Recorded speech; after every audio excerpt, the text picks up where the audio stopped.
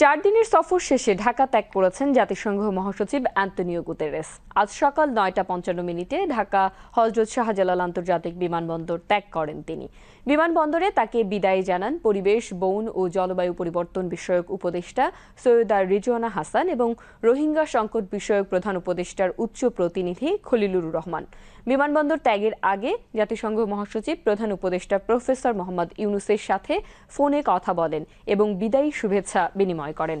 ঢাকা সফরকালে জাতিসংঘ মহাসচিব প্রধান উপদেষ্টা এবং অন্যান্য উচ্চ পদস্থ কর্মকর্তাদের সাথে বৈঠক করেন।